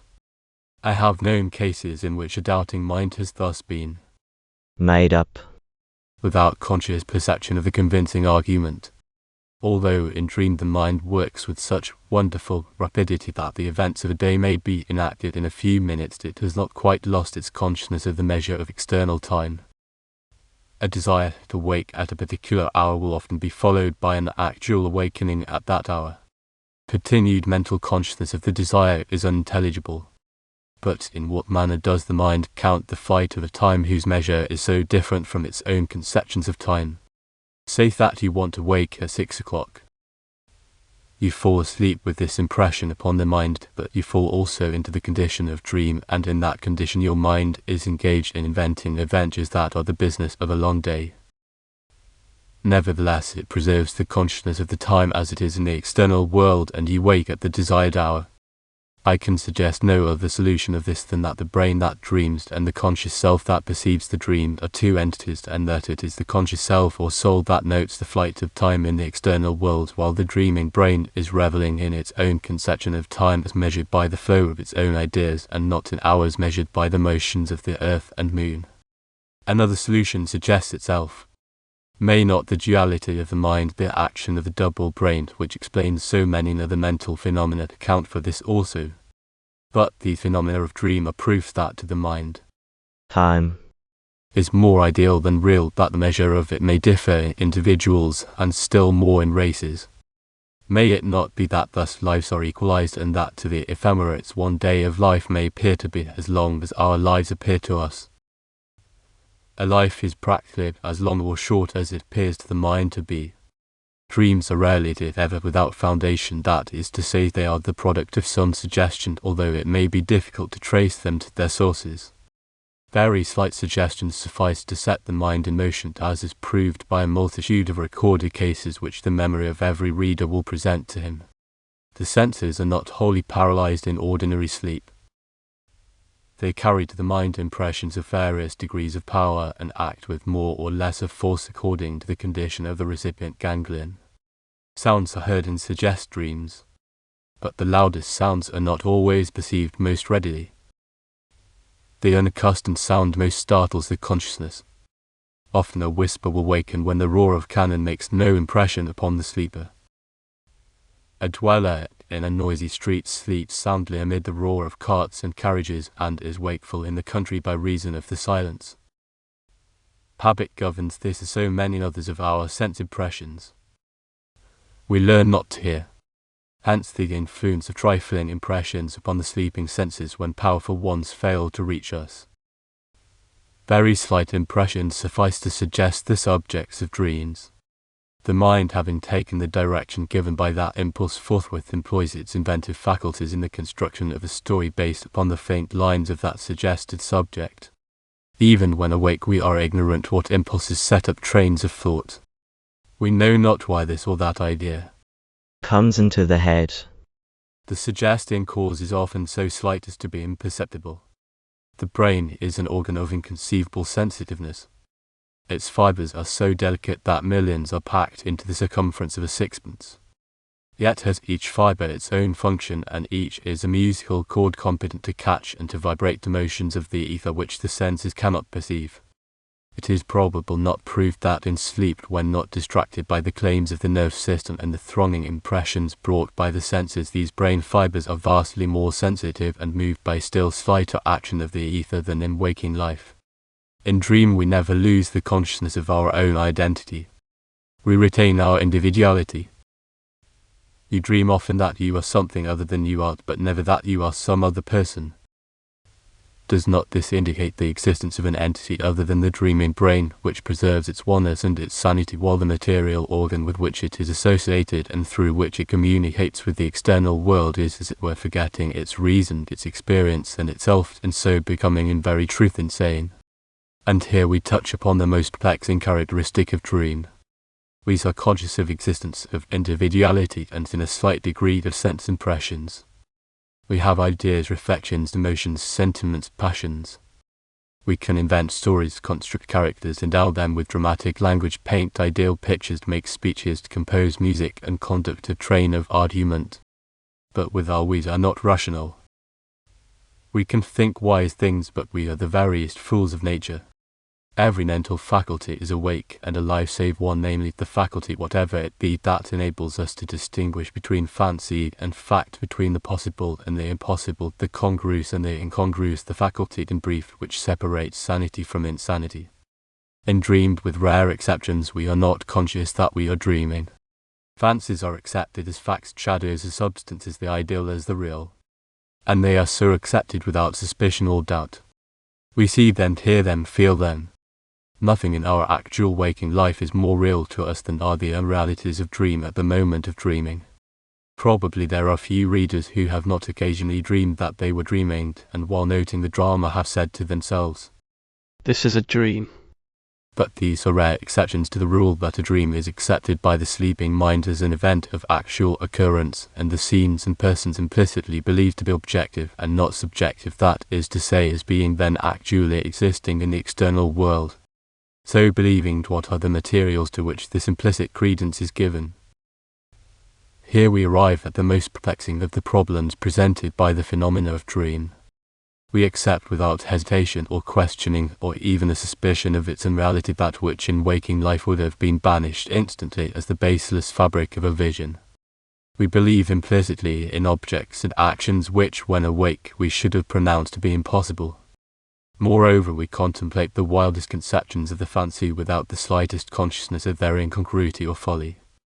Nothing is too impossible or unreal for acceptance by the dreamer as facts that cause him neither surprise at their presence nor wonder how they come to be. What is the change in the mental condition that has wrought this mental revolution, not slowly and by degrees, but wholly and in a moment? At this instant the mind is competent to discern the ideal from the real, the shadow from the substance, the practical from the impossible. In the next moment it can distinguish neither. All appears to itself to be equally possible, probable, real. Starting from sleep, the normal state is recovered, but not so speedily as it is lost. The dream itself sometimes continues after the senses are restored. The memory of it remains longer, and its unconscious influence longer still. Passions and emotions which the dream has kindled do not subside at once, and often their agitation continues to disturb the mind long after the cause of it has vanished from the memory. Two answers present themselves. 1. This marvellous character of dream may be consequent upon the severance of the mind from its communication with the external world by reason of the partial paralysis of the senses. 2. Some one or more of the mental faculties may be sleeping while others are awake and active. The first is the solution commonly accepted. It is contended that the senses correct the vagaries of the mind, that we are enabled to distinguish between the creations of the mind and the impressions brought to it from the external world solely by the consciousness we have when we are awake of the action of the senses, and the knowledge we have that the impressions borne to us by the senses are objective, that is, made by something existing without ourselves. If, for instance, you close your eyes and give rein to the imagination, the stream of ideas, pictures of persons and places flows before the mind's eye. You do not mistake these for realities. You are conscious that they are born of your own brain. Had you been asleep and dreaming instead of being awake and using your senses, you would not have discovered that these mental pictures were subjective, only you would have accepted them implicitly as objective impressions brought to you by your senses. This, however, explains but a portion of the phenomenon. Even if it be a true solution, it accounts only for the acceptance in dream of the ideal as real. It leaves wholly unexplained the more remarkable feature exhibited in the entire unconsciousness by the dreamer of the absurdities and impossibilities presented in the dream, and the absence of surprise and wonder how such things can be. In the waking state, the mind would therefore reject them instantly as the illusions they are. Hence the reasonable conclusion that, in addition to the sleep of the senses and of the will, some part of the material mechanism of the mind is also sleeping, or its activity is suspended during dream. The investigation is a serious moment, for it raises some of the questions of even greater importance. If the explanation be sufficient to determine some moot points in mental physiology, it proves that the mental machine, the brain, is not one and indivisible, that the whole brain is not employed in each mental act as contended by Dr. Carpenter. To what mental faculties are we indebted for our waking consciousness of incongruity, impracticability, absurdity, irrationality? Obviously these faculties must be slumbering in dream. To their temporary paralysis, this most remarkable phenomenon of dream is certainly due. The popular notion is that reason is the slumbering faculty. We talk of reason as being the special attribute of man. In fact, there is no such faculty. There is a mental process we call reasoning, but it is performed by the joint action of various mental faculties. One presents the things to be reasoned upon, another compares them and presents their resemblances and differences, the third enables us by the process we call reasoning to apply these resemblances and differences to some third subject, and thus from the known to predicate the unknown. It is familiar to every reader that this process of reasoning is not always suspended in dream. On the contrary, it is sometimes abnormally active. We reason rightly often, but on wrong premises.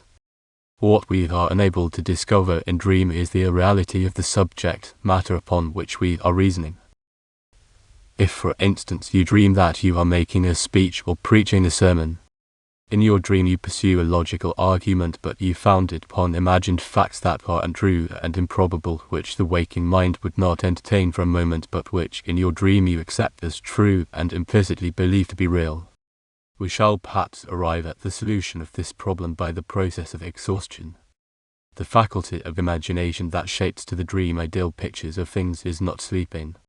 The faculties that perform the process of reasoning are not sleeping. Comparison, the power to compare the ideal with the real, alone is wanting. We mistake the shadows of the mind for substances. We accept the brain-born visions as realities. Why? Because we are unable to compare them. In brief, comparison is the faculty paralyzed in sleep, whose absence causes the credulity of dream. Of this fact there can be no doubt. But a very formidable difficulty here presents itself. How and why is it that this faculty alone is found to slumber when the greater part of the mental mechanism is awake and active? It has been one of the most perplexing problems of psychology. A solution of it has occurred to me, which I submit to the consideration of the reader, but as a suggestion merely. It is too novel to be offered as anything more than a suggestion.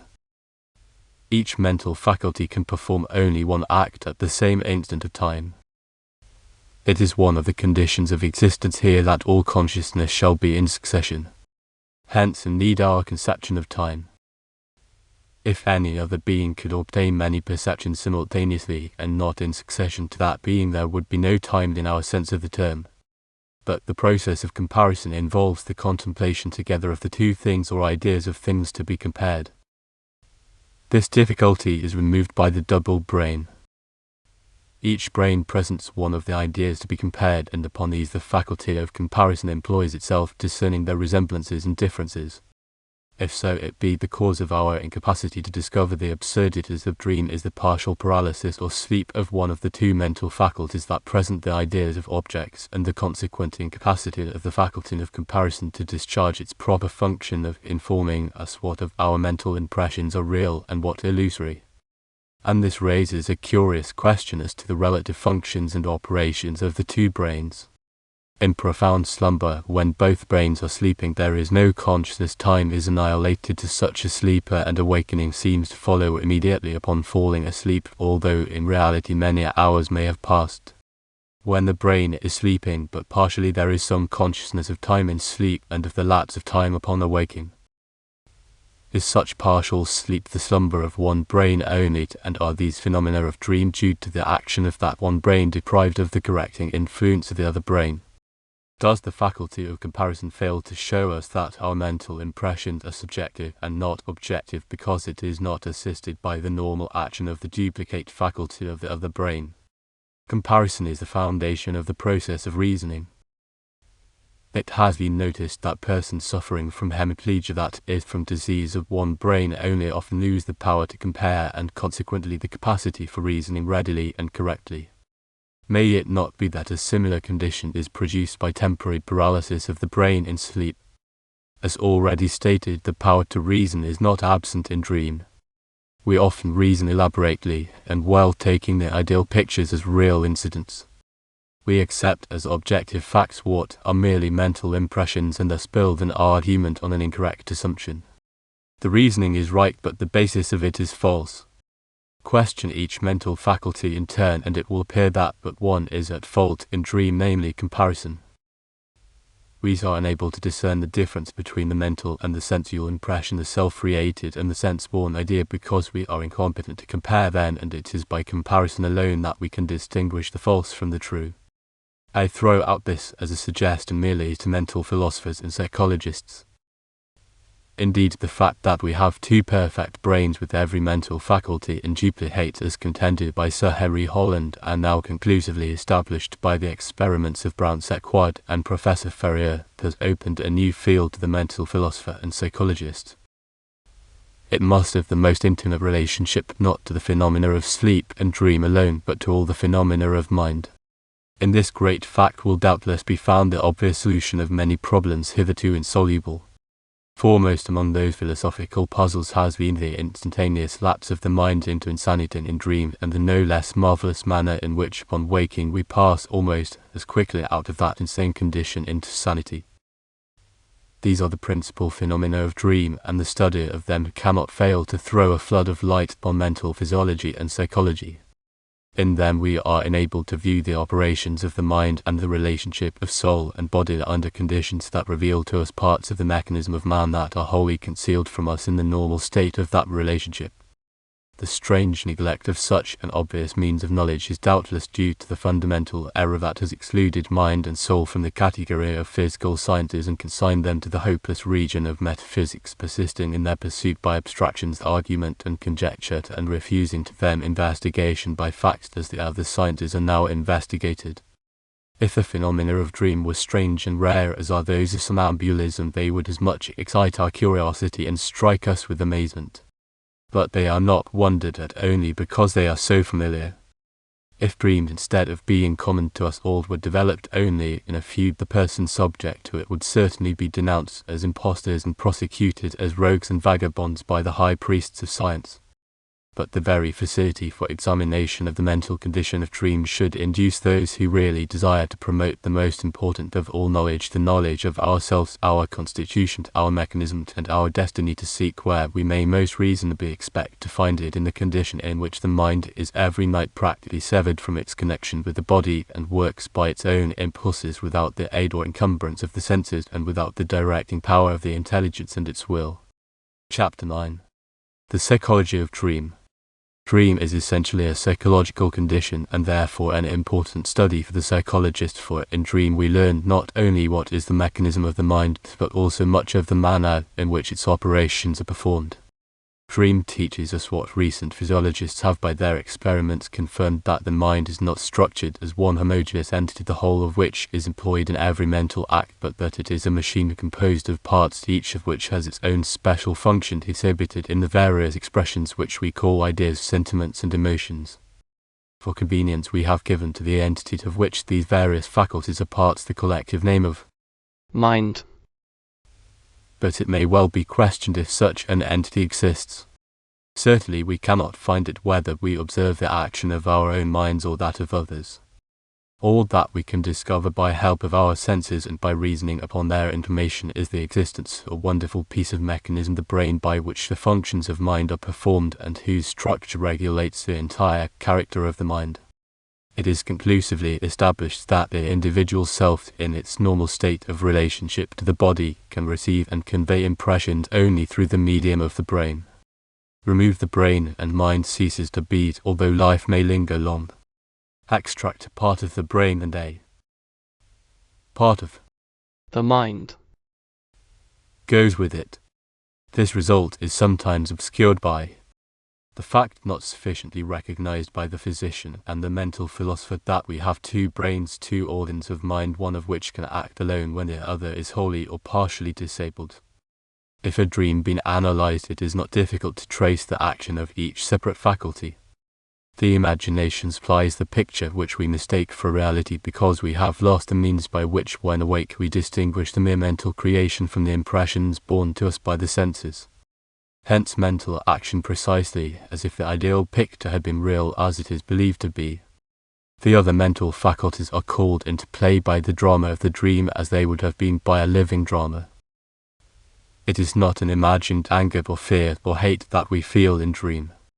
The passions, emotions, and sentiments are actually excited as they would be by the same objects presented when we are awake, only they are kindled by shadows created within and not by substances existing without. But psychology will gather from the phenomena of dreams some very important conclusions. In dream the mind is awake and at work, but it works wildly, insanely, without self-control. Something is absent in sleep that controls its action when we are awake. That absent controlling and directing force is the will. What is the will? The will is the expression of the self of the individual being. It is the I. The you that commands, controls, and directs thought and action. This conscious self, which possesses the power we call the willed, is not and cannot be the material brain nor the product of the brain as the materialists assert, for we see that in dream the brain is in part awake and working without the assistance or control of the will, proving that the self of whom the will is the expression is not identical with the brain. Moreover, the conscious self, although taking cognizance of the action of the mind in dream, is nevertheless unable to direct its action, thus affording another proof that the conscious self and the material mechanism are not identical.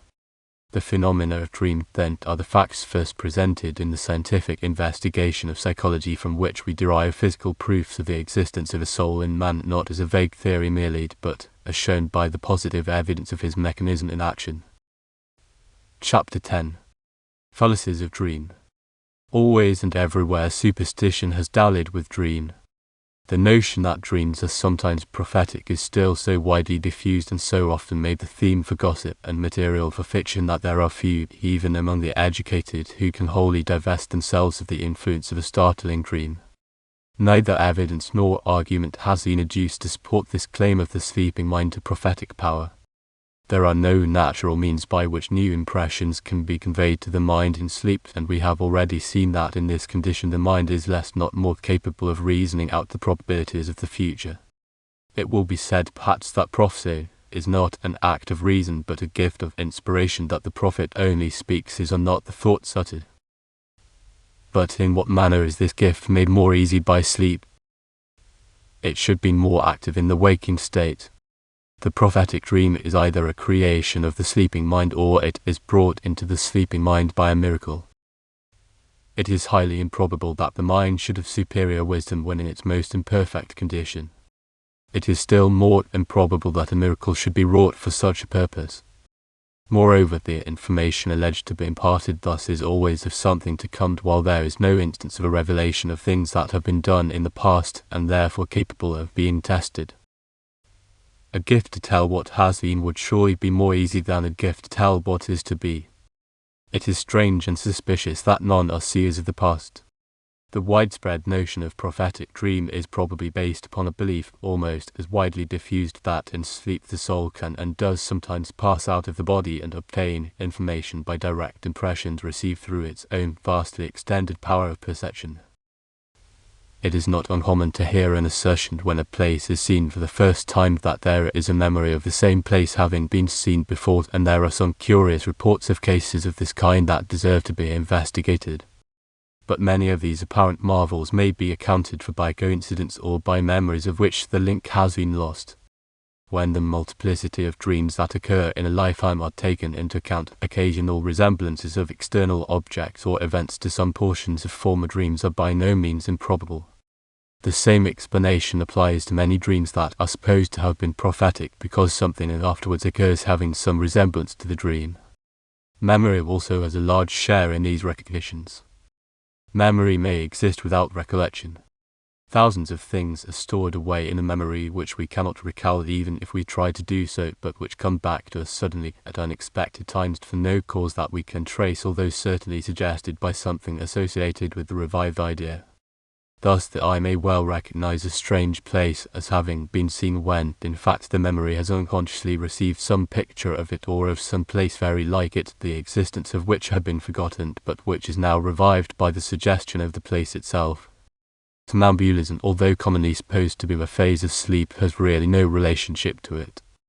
Its physiological and psychical conditions are entirely different. There is the aspect of sleep, but nothing more. The somnambule is not sleeping, for he performs often the work of his waking life, although with certainly closed eyes and probably sealed up senses. The somnambule has no memory of the doings of either mind or body during his trance existence. The sleeper is conscious at the time of dreaming and remembers his dream. As there is somnambulism without sleep, so there may be somnambulism in sleep, and indeed with a constitutional tendency to it, the state of sleep is so favourable to the inducement of the condition of somnambulism that the one may well lapse into the other. Nor is sleepwalking the only exhibition of somnambulism. It is but one stage of it. Somnambulism often occurs without action of any limb, for it is a mental and not a muscular condition. But inasmuch as the uninformed spectator notes only the instances of sleepwalking, the much more numerous cases of somnambulism occurring with the patient at rest are unnoticed. To this cause then may many of the reported phenomena of dream be assigned. It would be beyond the scope of this monograph to treat at any length of the manifold phenomena of somnambulism, but some of them will certainly explain cases of dream apparently not to be accounted for, as all facts and phenomena may be, if rightly investigated by reference to natural causes without invoking the assistance of the supernatural. Somnambulism proves the presence of two abnormal mental conditions, namely supersensuous perception and mental sympathy. The former is the name given to a faculty the mind has under certain conditions of perception beyond the range of the senses, whatever the modus operandi may be. The other refers to a special form of sympathy of thoughts and emotions of one's sensitive mind with other minds having a certain relationship with it. Many of the authentic cases of cognizance of the distant in dream may be thus accounted for. The sleeper has lapsed into somnambulism and is then in fact a somnambulist and not a dreamer. Possessing the abnormal development of the perceptive sense which is so familiar a fact in natural somnambulism, the mind has perceptions beyond the range of the senses and is susceptible of sympathies with other minds which the bodily senses cannot convey. That such mental conditions exist is proved conclusively by the numberless cases of natural somnambulism recorded in the medical journals of all countries, and which are indeed familiar to every reader because of their frequent occurrence in common life. Dream is not merely a reproduction in new combinations of impressions made upon the mind unconsciously as well as consciously, forgotten as well as remembered. The fact must also be taken into account that in dream mental action is vastly increased and the flow of ideas so accelerated that, if life be measured, as it should be, by the number of ideas that are presented by the mind, the life of dream is vastly longer than waking life. If the ideas that would occupy many waking hours are compressed into a sleep of 1 hour, the whole dream life must have presented to the mind infinitely more ideas than the whole waking life. The wonder would be if of this vast multitude many were not found to be coincident with events of actual occurrence afterwards. A further explanation of dreams that appear to convey information from some external intelligence or to be prophetic will be found in this, that many things impress themselves upon the mind when we are not giving attention to them, and therefore unconsciously to ourselves. We thus lose some of the links of association which, if they had been perceived, would have shown us the connection between the dream and the incidents to which the dream related, and which, if we had known, would have stripped the coincidence of its marvellousness. Yet a further explanation will be found in the exaltation of the mental faculties in dreams, which enables us often to perceive more clearly than in our waking state ideas and chains of ideas, and to think about them more correctly than is practicable in waking life, when the influx of external impressions represses to some extent the independent action of the mental faculties. There is a popular belief that in sleep the soul sometimes quits the body and personally visits the scenes and persons of the dream, which in truth is not all a dream. This is nothing more than a poetical fancy. There is no evidence of such journeying. The proof of it would be if the dreamer could tell us of actual occurrences passing elsewhere at the moment of his dream. There is indeed abundant evidence of mental communion in sleep, suggesting a dream that has relation to that distant person, but there is no satisfactory evidence of a positive perception of an event then passing far off. It is remarkable, indeed, that dreams to which this solution has been applied usually refer to something that is to be or that has been, and not to events actually happening at the moment, and which alone could be positively conclusively proved by reference to the persons whose sayings and doings are seen, heard, and reported. The same remark applies to this as to prophecies generally.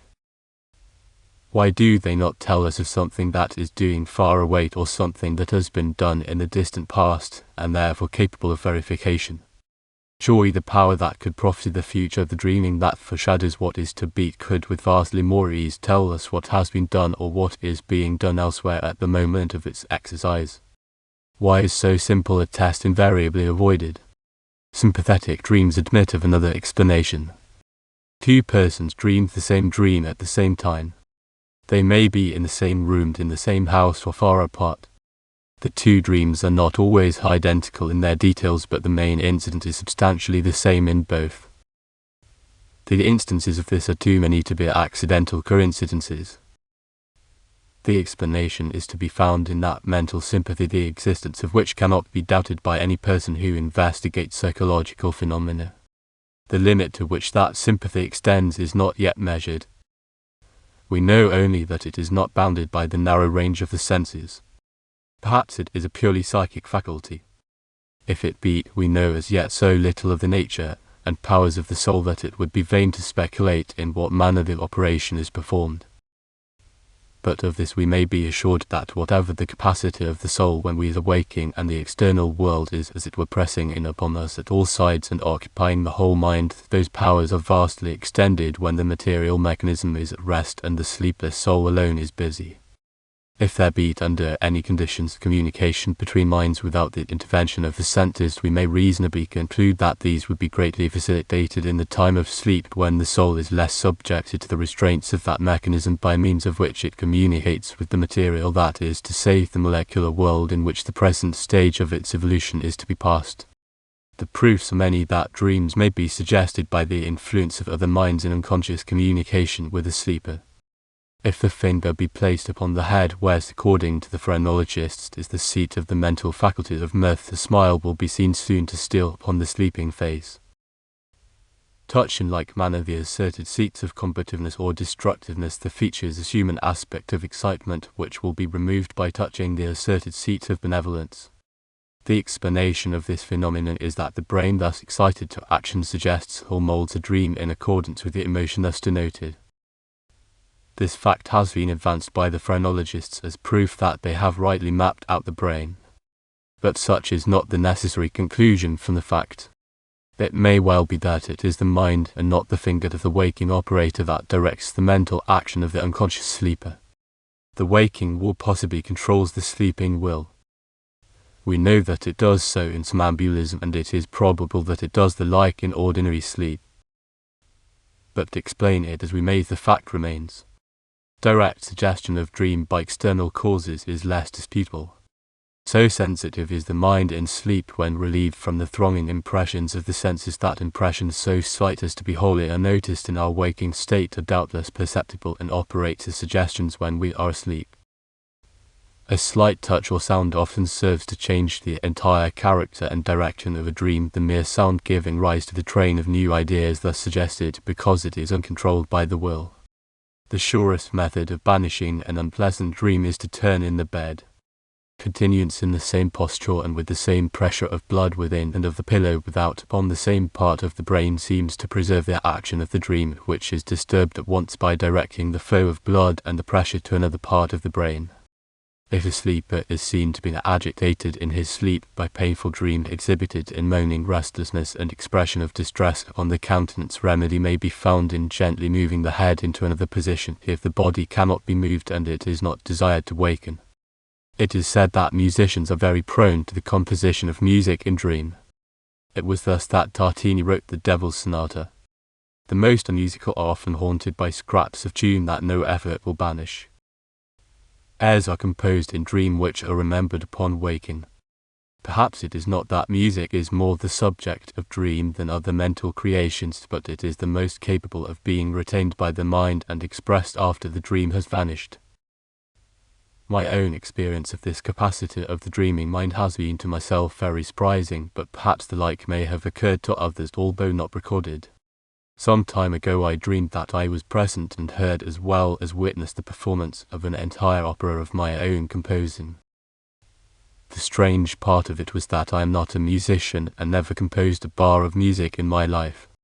I have a bad musical ear and no musical memory. Yet did my utterly unmusical mind in the dream compose the whole of an opera in 2 acts, overture and alt, with a full band and half a dozen characters, each acting his own part, and the stage, the scenery, machinery, and decorations as perfect as any I have ever beheld and enjoyed at Covent Garden. Certainly it was not a mere dream of a dream.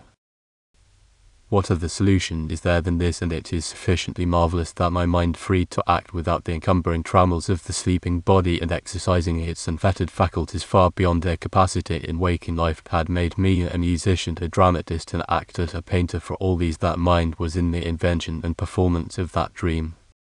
If that mind or soul be nothing more than the material form or a function of that form, how comes it that it is more active and that its faculties are more exalted when the body of which it is said to be they part is asleep? If the mind or soul be the part of the body, or does the materialists contend a mere function of the body, it ought, according to all known laws of science, to be sleeping with the body, or at least its activity and capacity ought not to increase in proportion as the activity and capacity of the body decrease. I have here used the term mind, because it is familiar to the reader, and any other name would mislead by the prejudices that attach to it. But I must be understood as intending by that term the thing, whatever it be, which in the mechanism of man directs and controls it intelligently, whether it be called soul or mind, and if it be a distinct entity, as psychology contends, or only the product of the material structure, as the materialists assert. This, indeed, is the great problem of this age, to be solved not by dogmatic assertions but by scientific proof. There are many other phenomena of dream of less interest or importance, the description of which would occupy many pages, but those above will suffice for the purposes of this monograph. Chapter Roman 11. Conclusions. This view of the physiology and psychology of the very familiar but very marvellous condition of sleep and dream seems to conduct the inquirer to some conclusions whose importance and interest it would be impossible to exaggerate, for if there be any truth in them, they point directly to revelations of the hidden structure of the mechanism of man, which have been taught as a dogma and accepted as a faith, but for the proof of which by science as a fact in nature evidence has hitherto been wanting. The condition of sleep indicates a dual structure, that mind and body are not one as the materialists teach, for when the body sleeps the mind is awake, and often the mind is more active and more able when it is thus partially released from the burden of the body. In sleep the phenomena of dream exhibit this independence of the body yet more powerfully. The mind lives a life of its own, with its own measurements of time and space so different from those to which it is limited by the material structure of the body. Self-consciousness is preserved in dream while the mind is inventing a whole drama of events and persons, so that we contemplate the work of the mind as if it was something existing without. This proves that the contemplating consciousness is something other than the thing contemplated. The I, that views and remembers the action of the brain, which is the material organ of the mind, cannot be the brain itself nor the mind itself, but must be something distinct from either, although intimately associated with both. That conscious and contemplating something is the thing, the entity, the I, the though, the being, the individual, which may be called soul, or spirit, or by any other name but which we intend to designate when we use those terms. These phenomena go far to prove that man is a living soul, clothed with a material body, that this soul is in fact the person, the individual, the being of whom the molecular body is but the incrustation, the atoms agglomerated into molecules at the point of contact with the molecularly constructed world in which the present stage of its existence is to be passed. True it is that the phenomena of dream, while throwing so much light upon the structure of the mind and the manner of its action, and going far to prove the existence of soul, does not impart to us any knowledge of the structure of soul. But we may learn this much, that although it is imperceptible by any of our senses, which are constructed to perceive only that form of matter we call molecular, it is not also and therefore ennobled as the materialists contend. The existence of soul can be proved in precisely the same manner as the existence of electricity and magnetism and heat are proved, which also are imperceptible by our senses but not therefore ennoble. We learn the fact of their being by their operations upon the molecular structure our senses are constructed to perceive. In like manner, we learn something of their qualities and powers. The process of proof is identical. If it be admissible evidence for the one, it is no less admissible for the other. To what extent it goes in the way of proof of the existence of soul is of course a fair question for argument and investigation. My contention is only that the inquiry, if soul be, must not be permitted to be summarily disposed of by any such dogmatic dictum of physicists as that soul not being perceptible to our senses is incapable of proving its existence through the senses, and therefore is and must ever remain a noble and consequently a vain pursuit and an impossible science. In the phenomena of dream we find abundant proof that there is something other than the sleeping molecular structure that does not sleep, that the individual preserves its consciousness of identity, its sense of oneness in dream. This something cannot well be the body contemplating itself at once the actor and the spectator. Reason concludes that it must be one thing contemplating another thing, and psychology contends that this contemplating thing that wakes and dreams when the body is asleep is what has been called by many names, but which here is designated as soul, without affirming anything of its structure, its nature, its qualities, or its destiny. I hope you enjoyed reading the book A Monograph on Sleep and Dream, Their Physiology and Psychology with me. If you liked this, please remember to like and subscribe. Please visit at Autonomy if you want to see different types of videos we produce. For statistics on our videos, visit at Autonomy.co. Visit our story reading channel website at https://autonomy.com/autonomyproject/autonomystories/. Happy YouTube travels.